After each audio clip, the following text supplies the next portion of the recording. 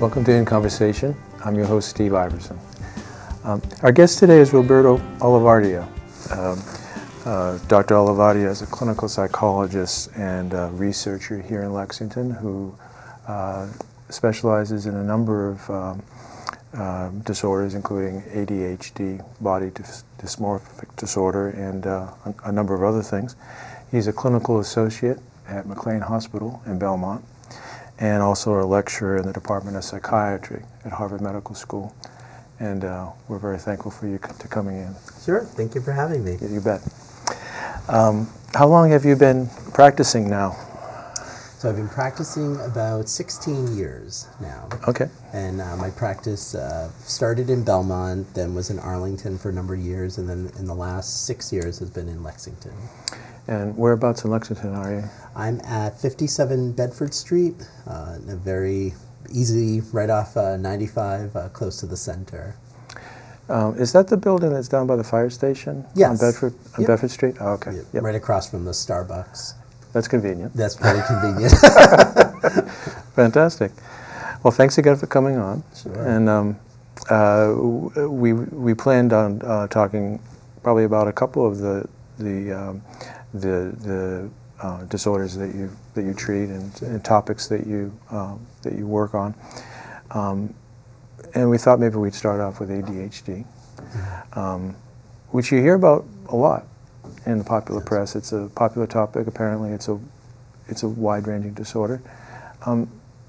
What is it exactly, and how prevalent is it? So ADHD, or attention deficit hyperactivity disorder, I would say of a lot of the different conditions that I work with and treat, is probably the most misunderstood. And the reason being that I think a lot of people think that they know what it is, and often there's a lot of misunderstanding. So in a nutshell, it's typically people with ADHD struggle with issues of attention. Now that doesn't mean that they don't or cannot focus. The issue is more of a dysregulated attention. So when it's something that someone with ADHD is very interested in, their attention could be superb. It could actually be better than someone without ADHD. Okay. So if a parent says, I don't think my child has ADHD, they're able to play video games for 16 hours straight. Sometimes I say that could be perhaps more of an indicator that they have ADHD, that they're unable to sort of move away from something they're so fixated or interested in. The problem is when you're not particularly interested, and it's a huge disparity. So of course, for anyone, if you're not as interested in something, your attention isn't going to be as sharp. But for people without ADHD, they can still manage and focus on things even if they know that they're not particularly interested. For someone with ADHD, it's really, really difficult. And so they will either retreat into their imaginations and daydream, they'll look out the window, or they will have exhibit symptoms of hyperactivity, getting out of their seats, sort of moving, needing to move a lot. So inattention is sort of one of the issues, hyperactivity, but you don't have to have symptoms of hyperactivity. You can just have the inattentive piece to still be diagnosed with it. But the hyperactivity could be sort of moving around, needing to fidget all the time, having a very difficult time sort of settling yourself. But most of the time what the hyperactivity is a result of is not feeling particularly stimulated again. So if you have a child or an adult that loves a particular movie they're watching, they can sit still totally fine. So the hyperactivity is often an extension of that. The other area that a lot of people don't know about is the area of executive functioning. So by executive functioning, we're talking about all of the cognitive processes that our brain does to get something done, to execute a goal. So we need to know how to manage time. We need to know how to prioritize what's the most important thing, the second most important thing. How do we organize things mentally, physically in our space? What is our working memory like? All of these things are things that are highly big issues for people with ADHD.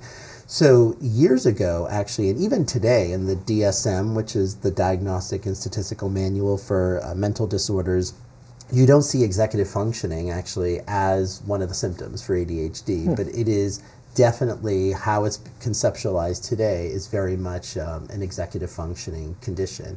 So by executive functions also, we're not talking about intelligence. So I work with very intelligent, bright people who could have poor executive functioning.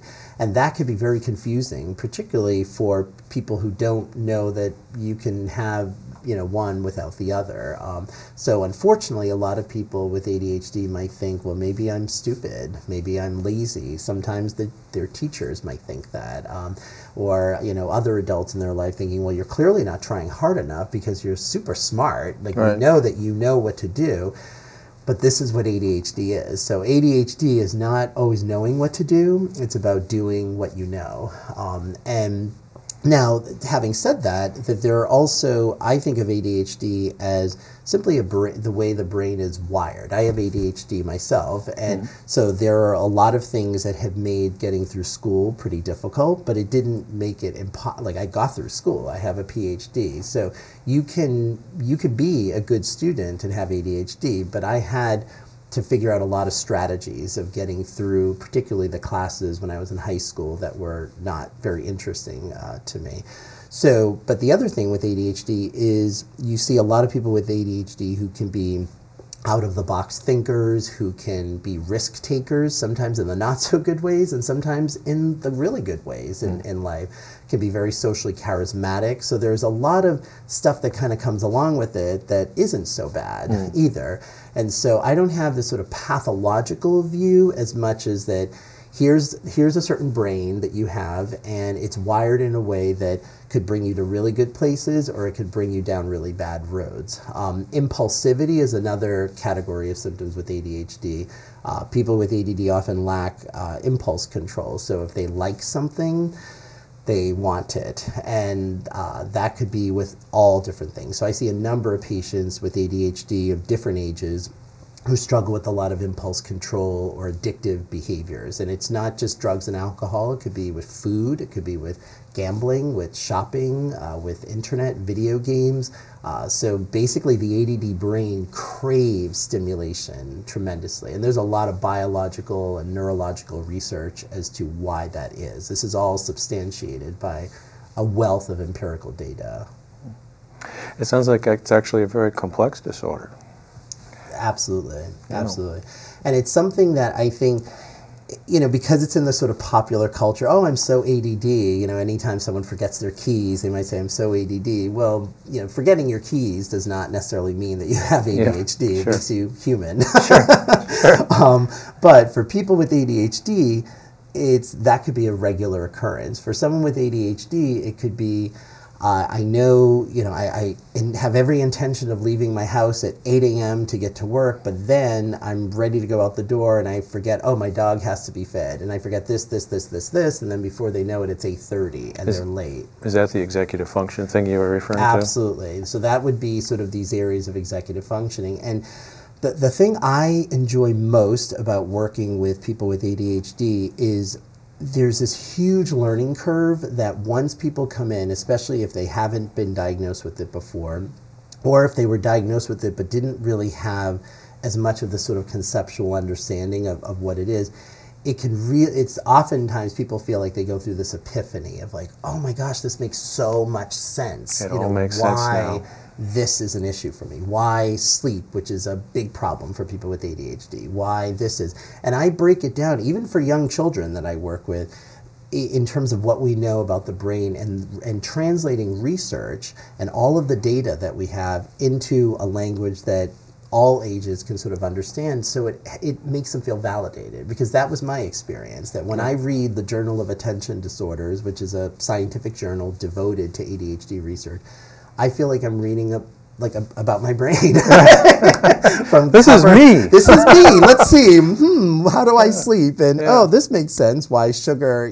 I love sugar so much. And that there are these things. And when you go to an ADHD conference, which every year it's in a different part of the country, the Children and Adults with ADHD, it's called CHAD, is the organization. They have an international conference. This year it's in St. Louis, and I've been speaking at it for the last decade. It is, and it's for professionals, for parents, for educators.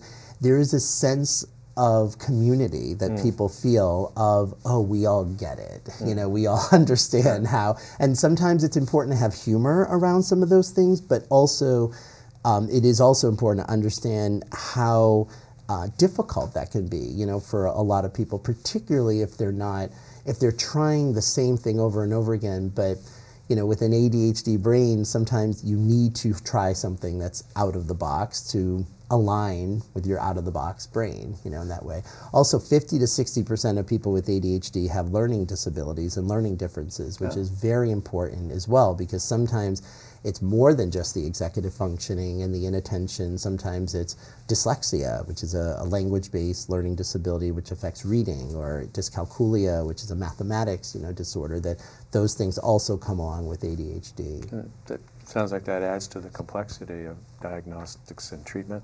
Definitely. And it sounds like you've got to know a lot about a lot of things to treat someone with ADHD well.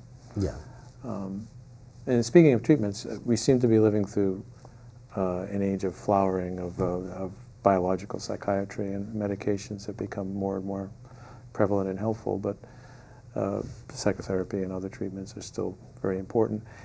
How would you judge those two approaches to treatment with ADHD? Do they complement one another? Does one help in a different way than the other? So definitely, so there are some people who, I would say for everyone with ADHD, having the sort of therapy piece is really important. Really understanding how to translate what we know into sort of behavioral practice. Certainly for a lot of the adults I work with, older adults who were not diagnosed as kids, because even, I mean, what we know about ADHD, how it's identified, is vastly different now than it was 20, 30 years ago. I mean, when I was a child, the kids who were diagnosed with ADHD were the kids with conduct disorders, were the kids who, some of whom dropped out of high school, who didn't have very good social skills. Some of those kids were my friends, but I related to them on a number of levels, but I did not have a conduct. So only 25% of kids with ADHD have a conduct disorder, which means 75% do not.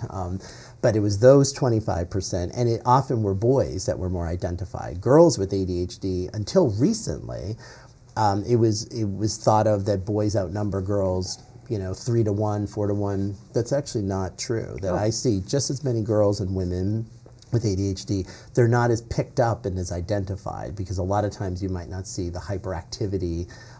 Girls are also socialized to sort of be more polite and more quiet and whatnot, whereas a rambunctious boy is, you know, boys will be boys. And so a lot of so gender socialization also plays into that.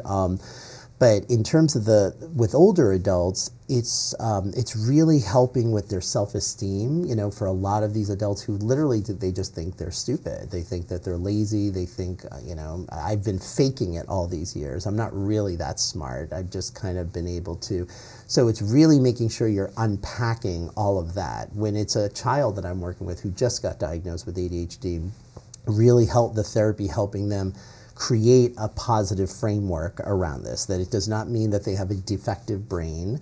It does not mean that they won't be able to accomplish something. I mean, I got an email actually recently from someone in Greece, of all places, who saw me on a webinar.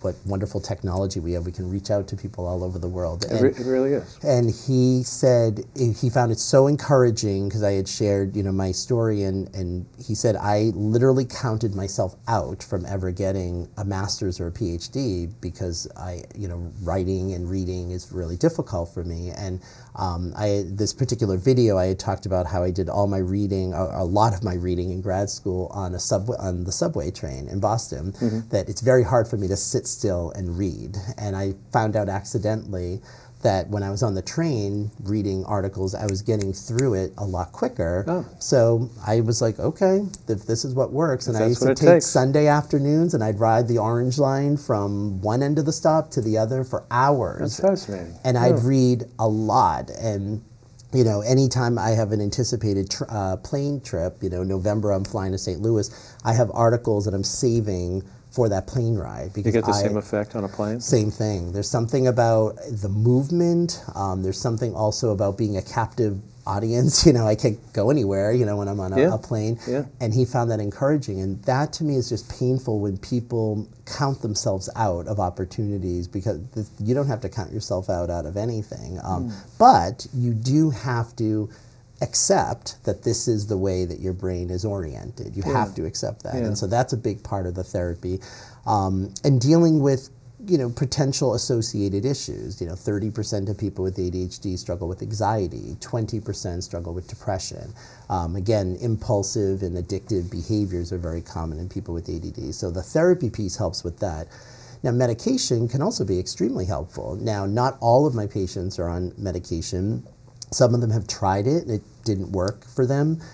Some of them tried it and it helped their ADHD, but it might have exacerbated their anxiety, for example. So they decide not to take it. And then a number of them take it and they say it's absolutely life-changing. Yeah. The category of medications are the stimulants, so things like Ritalin and Adderall, which, for people hearing this, does not do the same thing to the ADHD brain as it does to a non-ADHD brain. So when we hear, there's a stuff that's floating around in popular culture about, people abusing Adderall and it's this illegal drug and how can you have your child be prescribed this, is that to someone without ADHD, it is speed. It's an amphetamine. Sure.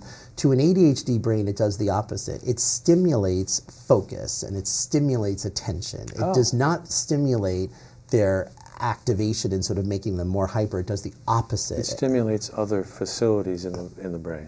Absolutely. Okay. So it grounds them, and what I tell patients is, of all the class of medications, stimulants are actually the ones that you can actually tell pretty quickly whether they work or not. You can tell the day you take them whether they work. Oh, it's not like an antidepressant where you have to wait 4 weeks. Exactly. Okay. Exactly.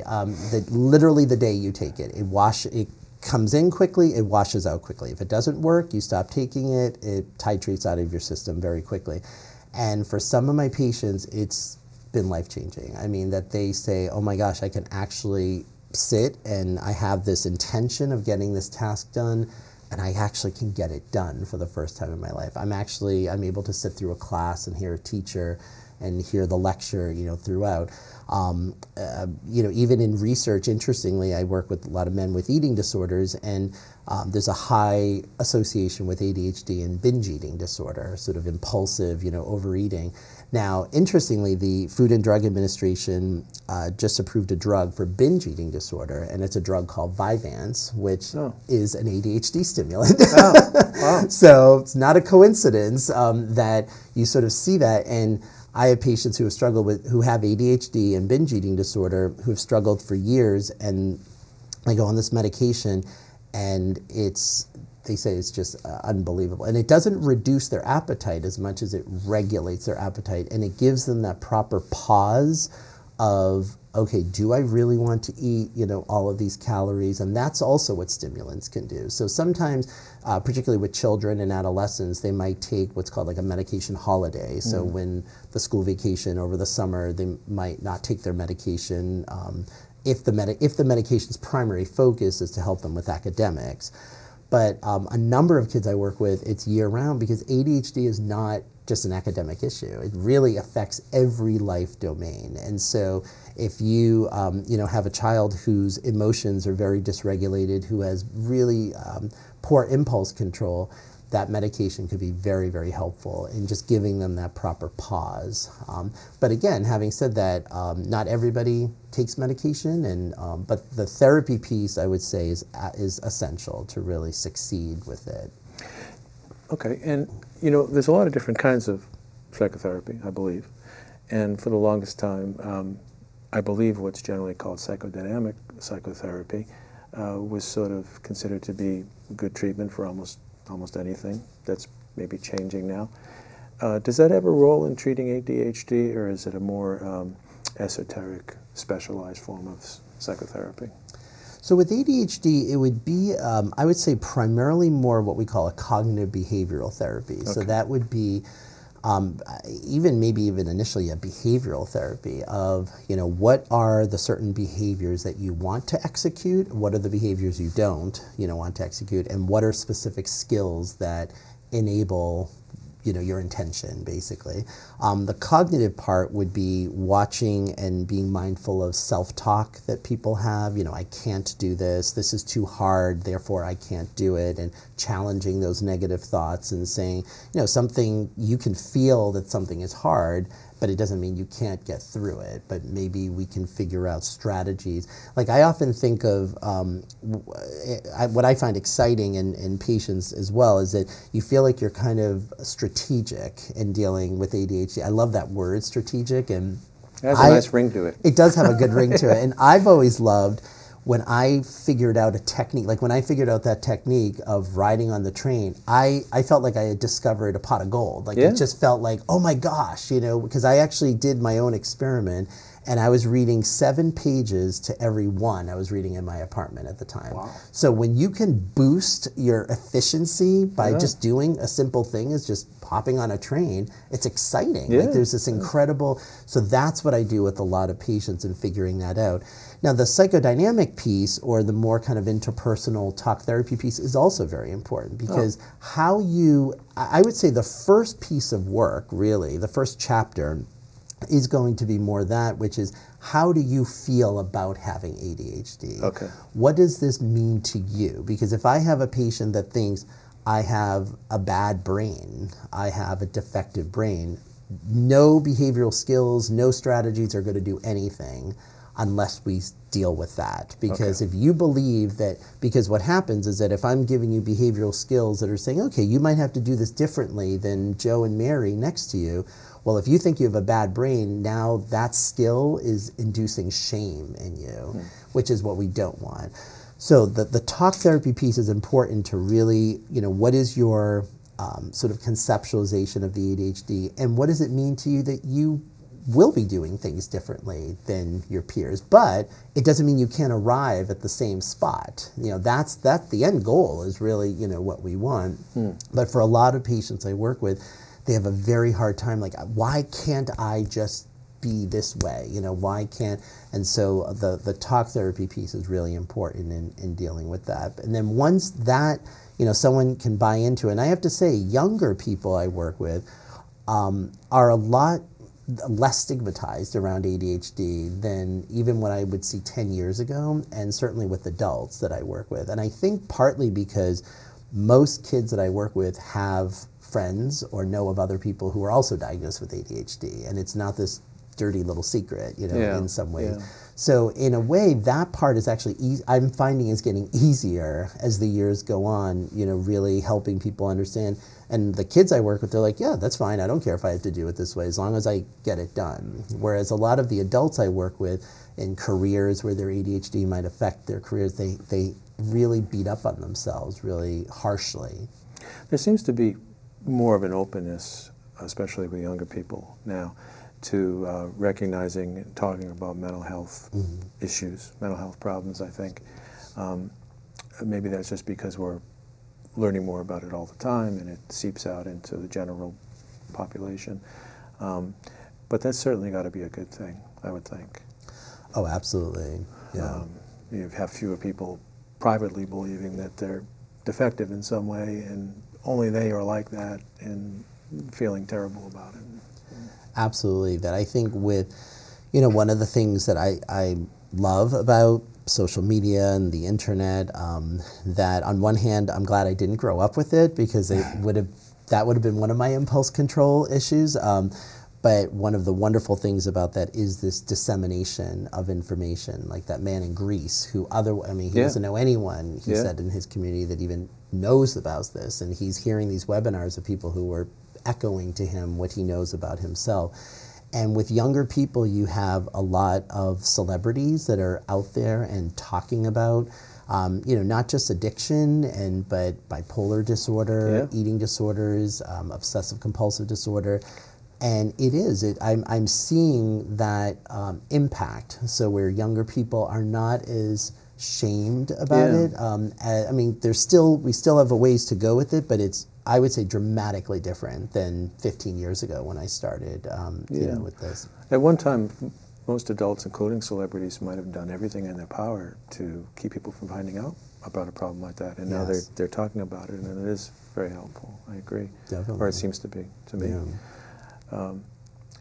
We've got just about 5 minutes left, so I wanted to make sure that we also talked about how does somebody find help if they believe they've got ADHD, or if they know they do but they don't currently have anyone helping them. What's a good way for people to find the proper treatment for ADHD? So there's some websites I would highly recommend for people. So I'm on the scientific advisory board for Attitude. So that's spelled ADD, ITUDE. So instead of attitude, it's attitude, like ADD. With ADD. Yeah, and it's attitudemag.com. Okay. And there's a physical magazine, but they have a fantastic website. And I fell in love with that website as a parent. I have a child, a son with ADHD and dyslexia, as a professional, and then they asked me to write articles for them, and then I got on the board, and it is a wealth of data, of free webinars, of short articles. They know their audience well. The articles are short and sweet, and bullet point. That's very savvy. It's very savvy. I would highly recommend that. There's another wonderful website called understood.org. Okay. And understood.org also does a lot of great education on ADHD and learning disabilities. CHAD, I believe it's chad.org, so it's Children and Adults with Attention Deficit Disorder. They are sort of one of the national umbrella organizations. They're the ones that sponsor the conference every November. Their website is great. For adults with ADHD, there's an organization called ADDA. It's ADDA, or the Attention Deficit Disorder Association. Okay. And these are all...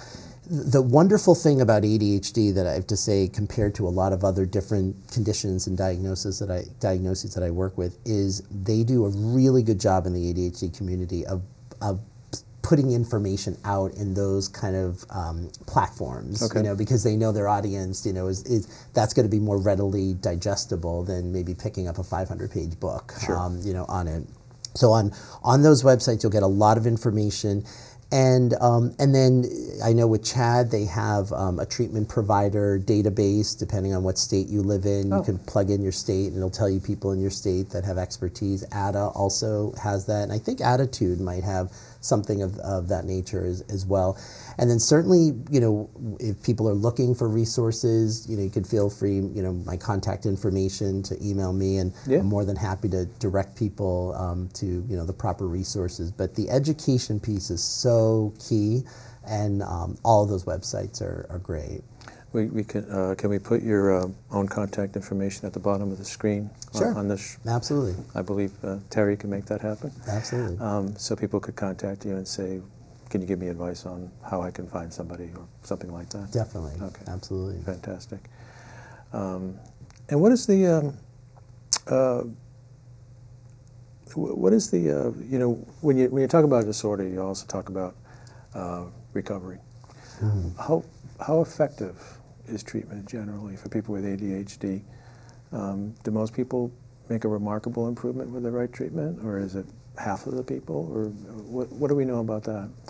I would say it is absolutely most people make an incredible stride in progress once they get the proper treatment. And that's, again, what's so exciting about it, you know, in working with people, because it really is getting the right education, getting, for some people, the right medication, and keeping in mind that there are also different kinds of medications, and one might not work for you, but another might. One dose might not work, and so sometimes it can take a while to figure that out.